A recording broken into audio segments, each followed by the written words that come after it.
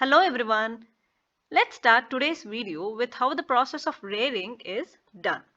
Our intention is to obtain wool, right? For that, sheep are reared. Reared is nothing but how an animal is raised or how it is taken care of. Okay, so that's the meaning of rearing. To obtain wool, the hair of sheep is cut and processed into wool. So let's learn about this process. If you move down to hilly regions in Jammu and Kashmir, Himachal Pradesh, Uttaranchal, Arunachal Pradesh and Sikkim, and in the plains, Haryana, Punjab, Rajasthan and in Gujarat, in all these areas, rearing of sheep is done.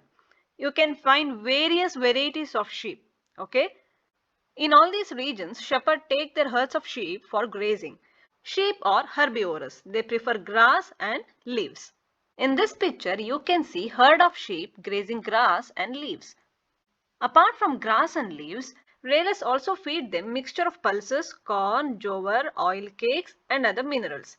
In winter, sheep are kept indoors and fed on leaves, grain and dry fodder. In this picture, you can see mixture of pulses and dry fodder. Sheep are reared in many parts of our country. You can find varieties of sheep in our country. Some of the breeds will be having thick coat of hair and some will be having fine hair. Okay, so I have already explained you the quality and texture of all these fibers in table 3.1 in my previous video, which talks about some important Indian breeds of sheep and also about selective breeding. If you have not watched that video, I will provide the link in the description box and also in the I button. Please do watch that video as well. Alright, let's move on. Now we shall understand how the process of fibers are made into wool. In this section of the chapter, we shall understand how the woolen shawls or woolen products or the sweaters that we wear are made. Okay. So the very first step involved in making wool is shearing. In shearing, the outermost layer of the sheep or the outermost hair of the sheep is removed by shaving them out from their body. And this process of removing their hair from their body is called shearing. The process of shearing, that is the removal of hair, is done during summer season, that is when the weather is hot, because the sheep has to survive without their protecting coat of hair. The removal of hair, that is shearing process, does not hurt sheep. It is just as it does not hurt when we get our hair cut. Okay. This is the picture of shearing a sheep. In this picture, you can see a person is removing the hair of the sheep. So this process is called shearing. After shearing, the second step involved is scouring. Scouring can be done manually, that is by hand or by machines. In scouring, the sheared hair will be boiled to remove all the dust, dirt and grease particles. So in this picture, you can see a machine is used to remove all the grease, dust or dirt particle from the sheared hair. So finally, clean hairs can be obtained in this step. After scouring, the third step involved is sorting. In sorting, the hairy skin is sent to a factory where the different types of wool is divided based on their different texture.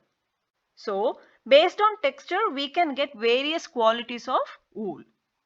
After sorting, the fourth step involved is picking. In this step, a small fluffy fibers, which is called burrs, are removed out manually. You might have seen these burrs which appear sometimes on sweaters, right? So this picking of burrs done manually. Okay. So after removing these burrs, the fibers are scoured again and dried, and this wool will be ready to be drawn into fibers. And now we shall understand step 5. After sorting, the step 5 involves the coloring of the woolen materials. The original color of the fleece of sheep are black, brown or white.